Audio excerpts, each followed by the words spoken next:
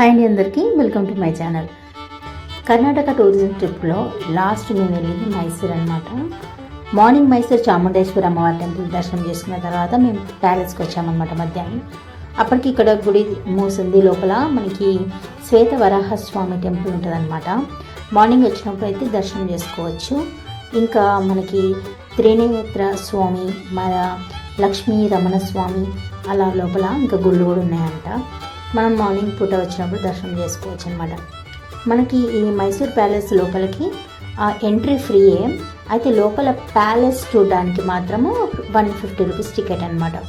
మనం చుట్టూ ఈ గుడి, ఆ చుట్టుపక్కల పరిసర ప్రాంతాలు, ఆ బయట నుంచి అదంతా చూడడం అంతా ఫ్రీయే అనమాట. మామూలుగా చేతగాని వాళ్ళైతే మామూలుగా వచ్చి బయట అవన్నీ చూసుకోవచ్చు. ఇక మంచి ఎనర్జీ ఉన్న వాళ్ళు మంచి లోపలికి వెళ్ళి ఆ ప్యాలెస్లో ఉన్నాయన్నీ చూడవచ్చు అనమాట. ఇక లోపలైతే చాలా మంచి మంచి చిత్రపటాలు, అప్పట్లో రాజులు ఉపయోగించిన అన్నీ ఉన్నాయన్నమాట. వాళ్ళు లోపల ఎంత బాగా కట్టారంటే అప్పట్లో ఇప్పటికీ చెక్కు చెదరకుండా మెయింటైన్ చేస్తారు. అంత బాగుంది. ఇప్పుడే కట్టిరా, ఇంత రీసెంట్గా అన్నట్టుంది. అన్ని వందల సంవత్సరాల క్రితం ఆ తలుపులు కానీ, అద్దాలు కానీ, ఆ పెయింటింగ్స్ కానీ, ఆ డిజైన్స్ కానీ దసరా అప్పుడైతే మస్తు విద్యుత్ దీపాలంట. మొత్తం 1,00,000 దీపాలతోటి అద్భుతంగా ప్యాలెస్ మొత్తం వెలిగిపోతుందంట. చాలా మంచిగా జరుగుతుందంట. మనం ఈ మైసూర్ ప్యాలెస్ చూడాలనుకుంటే మనకు దసరా అప్పుడు చూస్తే అయితే చాలా బాగా ఇంకా బాగా అనిపిస్తుందంట. దీపాలతోటి చాలా అందంగా ఉంటుందంట. ఇంకా మనం ఈ మైసూర్ ప్యాలెస్కి 4 గేట్లు ఉన్నాయన్నమాట. తూర్పుననేమో జయమార్త అంట, ఉత్తరానేమో జయరామ, దక్షిణమేమో బలరామ, పశ్చిమమేమో వరాహ. ఇప్పుడు మనని వరాహ గేట్ నుంచి మనని ఎంట్రీ అవుతుంది అనమాట లోపలికి. ఈ మైసూర్ ప్యాలెస్ని అంబా విలాస్ ప్యాలెస్ అని కూడా అంటారనమాట. కర్ణాటకలోని మైసూర్లో ఉన్న ఈ చారిత్రాత్మక రాజభవనం, దీన్ని ఒడియార్ రాజులు నివసించారనమాట.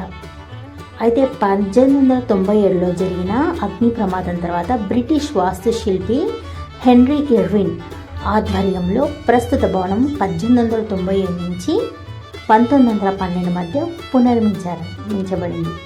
ఇది ఇండో సారెన్సిక్ శైలికి ప్రసిద్ధి చెందిందన్నమాట. 14వ శతాబ్దంలో మనకు ఒడియార్లు మైసూర్ని ఆధీనంలోకి తీసుకున్నారు.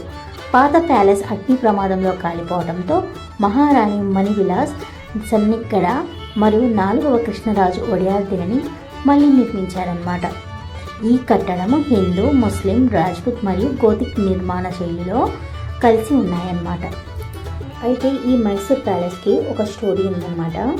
మైసూర్ వడియార్ రాజవంశానికి సంబంధించిన అల్వేలమ్మ అలివేలు శాపం ప్రకారం 1612లో రాజా వడియార్ శ్రీరంగపట్నాన్ని ఆక్రమించుకున్నప్పుడు విజయనగర సామ్రాజ్య ప్రతినిధి అయిన తిరుమల రాయలు భార్య అలివేలమ్మ రాజ ఆభరణాలు తమ వద్ద ఉంచుకుంది. అప్పటికే తిరుమల రాయలు అనారోగ్యంతో చనిపోతే ఆ నగలను ఆమె తన దగ్గర ఉంచుకొని తను ధరించకూడదు కదా, అక్కడ ఉన్న అమ్మవారికి ప్రతి వారం అలంకరించేది. శని ఆదివారాలు అలంకరించి తర్వాత తన దగ్గరనే ఉంచుకునేదన్నమాట.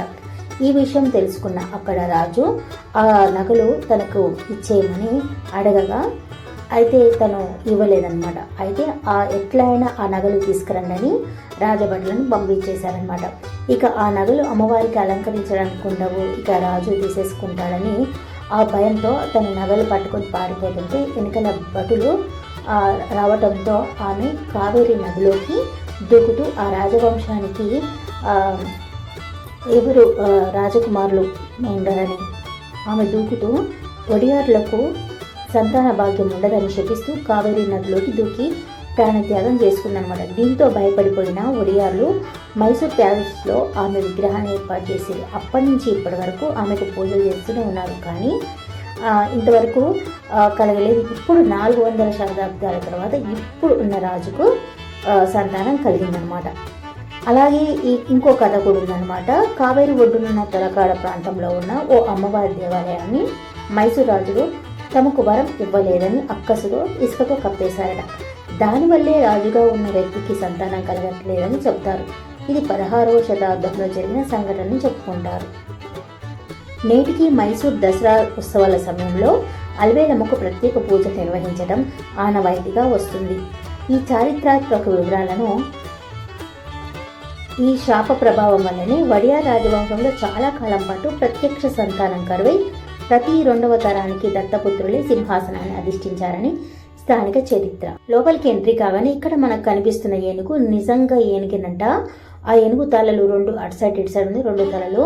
అయితే లోపల అదంతా తీసేసి ఇప్పటికీ దానికి ఆయుర్వేద లేపనాలతో ఆ సజీవంగా అలాగే ఆ కళ ఒత్తి పడేటట్టు ఇప్పటికీ కూడా ఎన్ని వందల సంవత్సరాలుగా దాన్ని ఇంకా మెయింటెనెన్స్ చేస్తురంట. లోపల అమ్మవారి చాముండేశ్వరి అమ్మవారిని ఊరేగించే బంగారు రథము, అప్పట్లో కాలిపోయిన రాజభవనం ఎలా ఉందో దాని నమూనా ఇవన్నీ ఉన్నాయి. ఇది అద్దాల కళ్యాణ మండపము. ఈ టైల్స్కి అన్నిటికన్నా ఎక్కువ ఖర్చు అయిందంట. ఇక్కడ ఉన్న ప్రతి ఐటమ్ అన్నీ వేరే వేరే దేశాల నుంచి తీసుకొచ్చారంట. అద్భుతమైన శిల్పాలు, అద్భుతమైన కళ. అసలు ఇవన్నీ వెండితో చేసిన కుర్చీలంట. ఇక్కడ రాని వాళ్ళు డ్రెస్ చేంజింగ్ రూమ్ అంట ఇదంతా. ఈ అద్దముకి ఉన్న సైడ్ 2 నిజమైన ఏనుగు దంతాలన్నమాట. ఈ చెక్క డోర్లు అయితే మంచి రాస్వుడ్ మంచి చెక్కతో ఇప్పటికీ మంచిగా ఉన్నాయన్నమాట, స్ట్రాంగ్గా. ఇక్కడ అసలు ఇవి అన్నీ చూడండి, ఒక సినిమా సెట్టింగ్ లాగా ఇప్పటికీ ఎంత బాగున్నాయి. ఆ కలరింగ్ అదంతా ఎప్పటికప్పుడు మెయింటెనెన్స్ చేస్తూనే ఉన్నారనమాట. ఇదనమాట అప్పటి కాలంలో కాలిపోయిన చెక్క భవన నమూనా.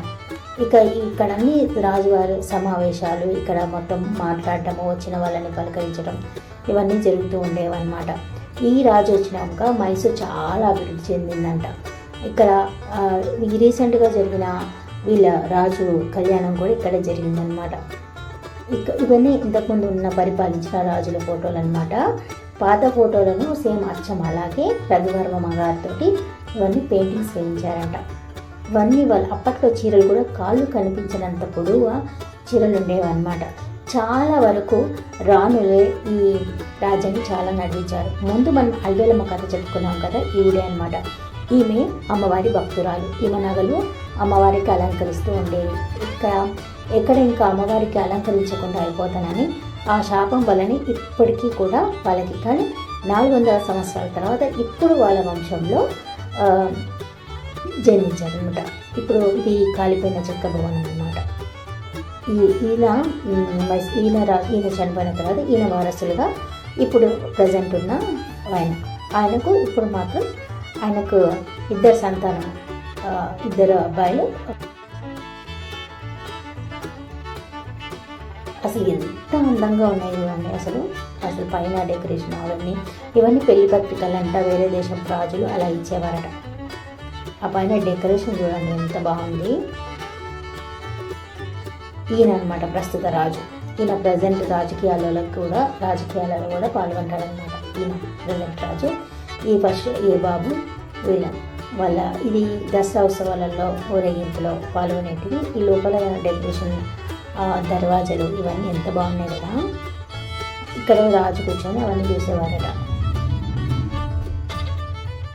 ఇవన్నీ అసలు చాలా బాగున్నాయి. అది పైన కూడా రోజు గుడితోని డెకరేషన్. ఇది దసరా ఉత్సవాల్లో ఇవన్నీ చూయిస్తారంట, పేల్చి కూడా. ఇక్కడ మనకు మంచి ఇక్కడ క్రీడా ప్రాంగణం అంట ఇదంతా. అప్పుడు రాజులు కూర్చొని చూసేవాళ్ళంట, అక్కడ కుస్తీ పోటీలు ఆడుతుంటే. ఇప్పటికీ దసరా ఉత్సవాల ఏనుగుకి అన్నీ అలంకరించి ఊరేగిస్తారంట మొత్తం.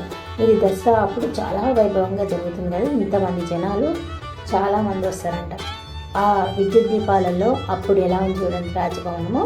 ఇది దసరా టైంలో అన్నమాట. ఇది లోపల ఏనుగులకు వేసే ఇవన్నీ మనకు చూడొచ్చు అనమాట. అప్పట్లో ఎలా ఉండేదో ఇవన్నీ ఫొటోస్ కూడా మనకు ఉన్నాయి లోపల. ఇదండి లోపల అంతా ఇవన్నీ చూడొచ్చు వెళ్ళినప్పుడు. ఇక బయట ఇదంతా రాజగోపురం, ఇది మొత్తం భవనం అంతా బయట ఎంత హైటు ఎంత ఉంది. ఇంకా లోపల గుర్రాలు పట్టేటివి, ఇంకా సైనికుల వంటశాలలు ఇవన్నీ సైడ్కి ఉన్నాయి. ఇవన్నీ వీడియో కొంచెం మాకు ఎక్కువ స్టోరేజ్ అయిపోయి కొన్ని డిలేట్ అవుతుంది అలా అన్నమాట.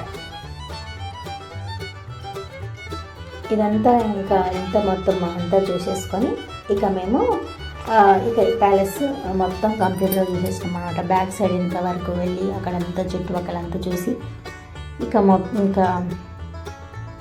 ప్యాలెస్ అయిపోయిందనమాట చూడడం. నెక్స్ట్ ఇంకా మేము Mysore Brindavanam water falls water dancing అటు వెళ్ళాము అనమాట. నైట్ చాలా బాగుంటుంది అది కూడా video.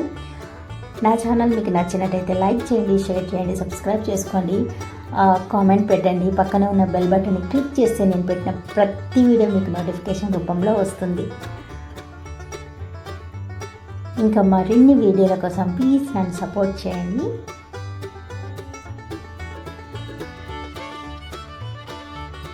Thank you for watching.